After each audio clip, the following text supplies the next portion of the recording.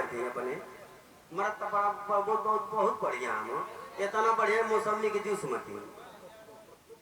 बहुत बढ़िया हूँ। मौसमी के जूस मती वो मर्दे का काम कहा वो मर्दे का काम में इतना दिन भर चाहे जा रही हो हमार पिया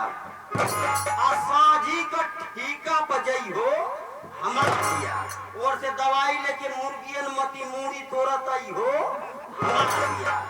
घरे आके का करियो साझी का एक का जगह एक पोखा में 10 फाइट मरी हो हमार पिया पी ले तो सनक जाती जैसे बोलत हो उल्टा गरियावत हो पी ले तो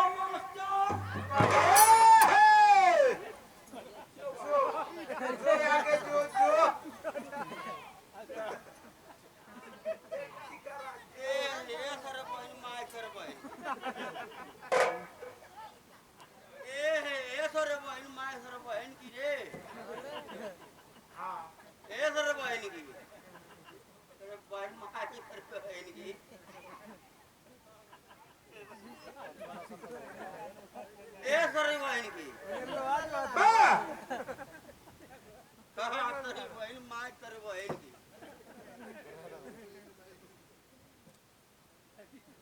पी ले थमो तो चलत हो वो तरह की बुझात है कि हाथवा गोड़वा में फालिश मार दे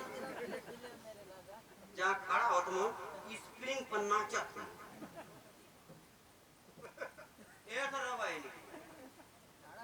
अगर एक नंबर लग गल उनके से अपन चैन खोलत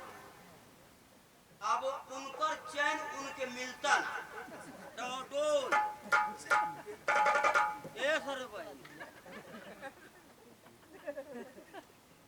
5 मिनट ले खोलना बुझला कि चैन खुल गल चैन खुलला अब वही में शुरू करे जींस का पैंट पहले और दोनों से नारी बहत जींस का पैंट पूरा सोखा सुबह के चावा में परोटिया काटा ले तो साला मुझे पैंटवा सोखा अब काम हो गल अपन चैन बंद कर तो चैन तो बंद ए सरे भाई अब आगे बढ़त हम ए सरे भाई अब पीछे से देखने के बाद बुझाता कि हगिस पहले पूरा लोड हो जाता एक जने गिरा लगा रास्ता में आप उन्हीं से रास्ता पूछे लगले हम जने कि बैठल और ले के दवाई गिरा लगा उन्हीं से रास्ता पूछे के तर गिरा ये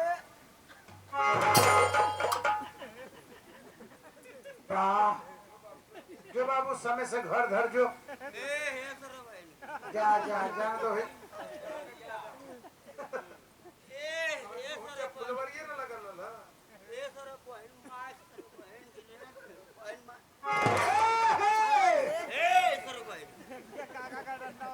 और बाबू मेहनत करो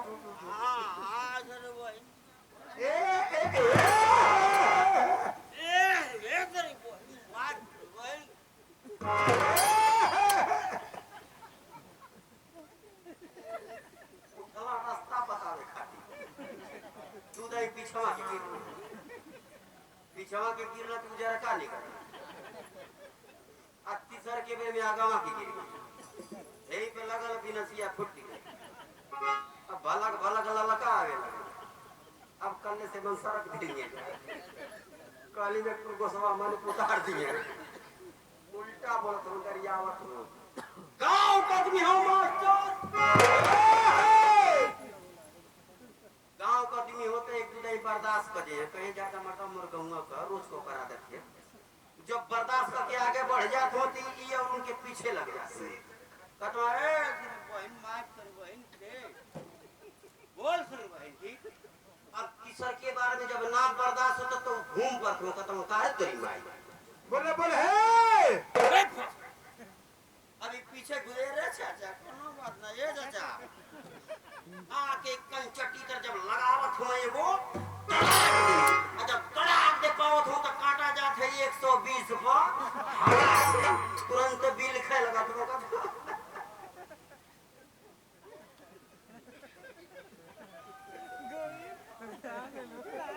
ये मारा ना तेरी बहन माएगी तेरी बहन क्या मारा ना तेरी बहन माए तुमको मैं कल देख लूंगा तेरी बहन की ई ना कथो कि चाचा हमके नशा गले हमारे घरे पहुंचा कथो तुम तो देख लूंगा एक और यहाँ खाली है जब ये हरो पावत हम एगो आ जब दोनों और बराबर होता तो भागत हम गिरत पड़त केहुनी ठेहुना दांत मुंह तोड़त 11 बजे राती के घरे अब पहुंचो तो का करत हम जाए के केवाड़ी पकड़ ले तो आवाज लगावत हम बुलावत हम अब 11 बजे रात तक के घर में जागल रही पूरा घर खा के सुत गए के जागल है कि जीवन साथी जेके मेहरारू कहल जाला टुकुर टुकुर कुछ कुछ अनुमति ताकत है जो थे कि हमार सनी देवल कहीं गया लगो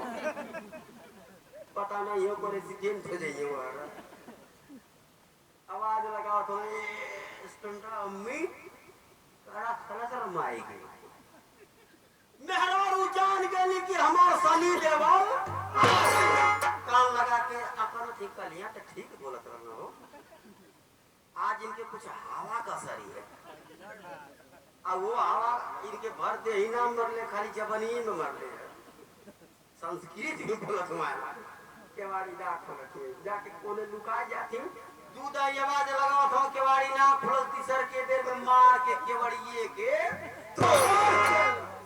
पहला नुकसान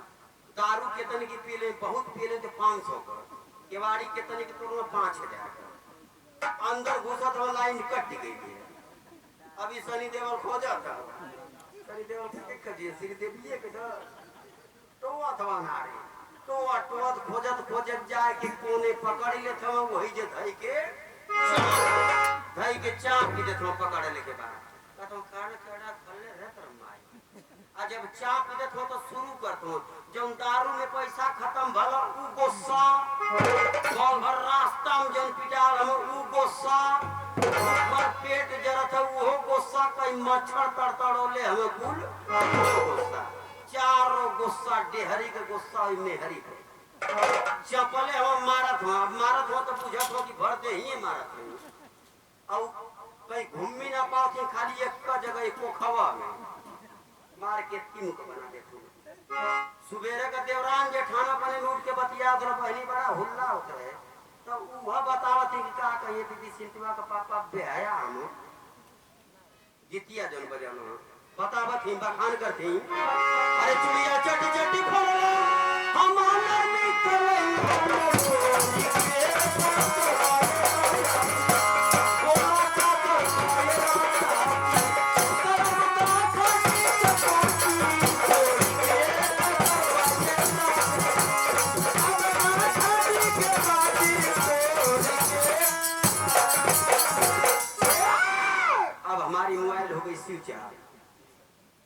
नंबर लगाओ थी एक संग में 2 सैन्य मिस कुमारी अर्चना जी आ रही हैं इनके संगारे दलदला बाई